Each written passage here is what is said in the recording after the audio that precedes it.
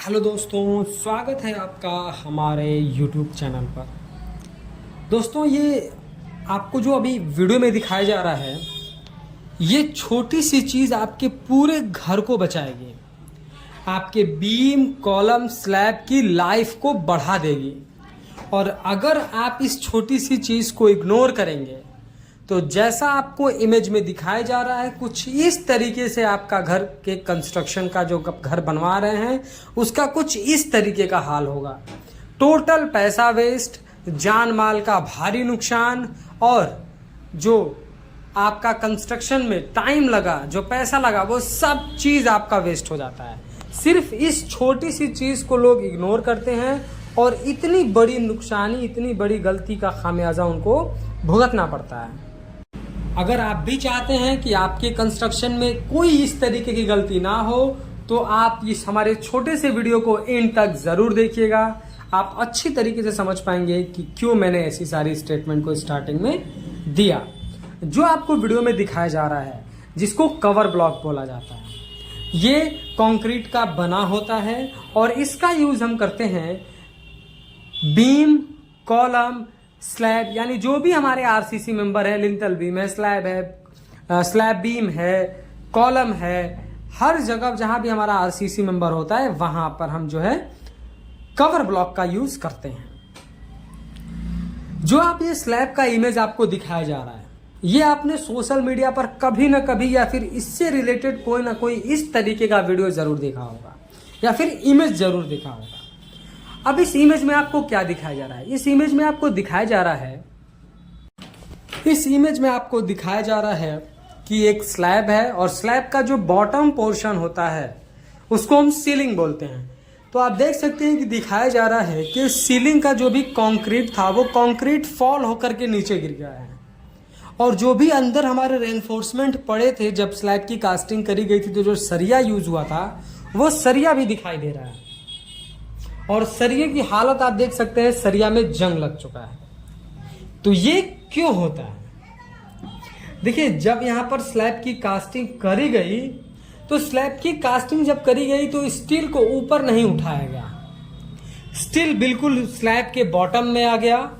Bottom में होने की वजह से, कंक्रीट में न होने की वजह से इसमें धीरे धीरे मॉइस्चर लगने लगा, क्योंकि ये बिल्कुल बॉटम में रहेगा। उसके ऊपर सिर्फ मामूली सा आपको एक 10 mm 15 mm का प्लास्टर होगा या फिर कंक्रीट होगा, तो वो उतना उसको प्रोटेक्शन वेदर से नहीं दे पाता है, जिसकी वजह से इसमें जंग लगने लगा। और जंग लगने के बाद जो हमारे सरिया का बॉटम कंक्रीट था, जिसको हम सीलिंग बोल रहे हैं, वो फॉल होकर के गिर गया।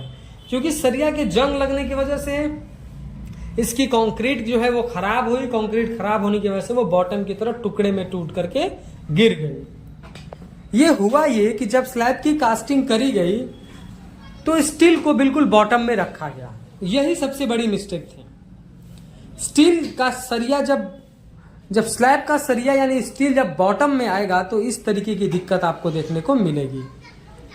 अगर यहीं पर कवर ब्लॉक लगाया गया होता तो ये दिक्कत देखने को नहीं मिलती, क्योंकि जब हम कवर ब्लॉक लगाते हैं तो आपसे कहा जाता है कि आपको स्लैब में कम से कम 20 से 25 mm का कवर ब्लॉक लगाना चाहिए। अब इस 20 से 25 mm के मतलब को भी आप समझ लीजिए।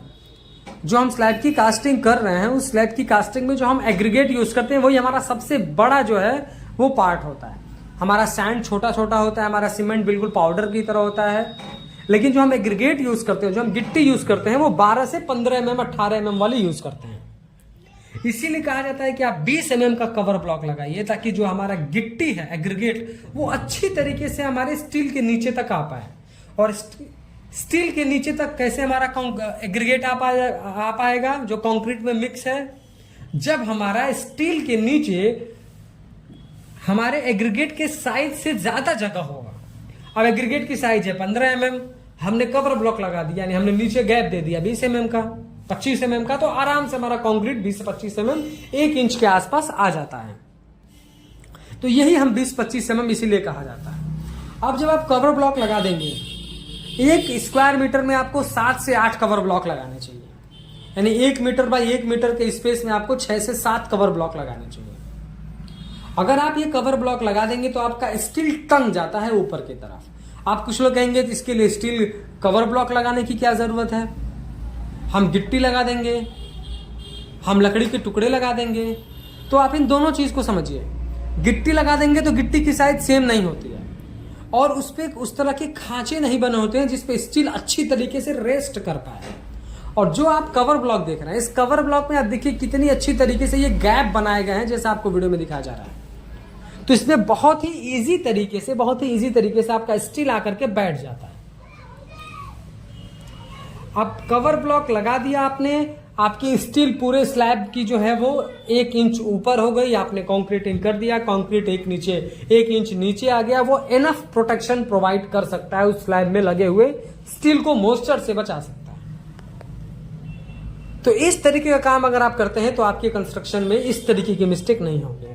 सेम जो मैंने आपको अभी स्लैब के लिए समझाया, सेम यही चीज बीम के लिए लागू होता है और कॉलम के लिए लागू होता है। बीम कॉलम में भी सबसे आसान यही है कि आप कवर ब्लॉक लगाइए ताकि प्रॉपर कंक्रीट कवर दोनों तरफ मिल पाएगा।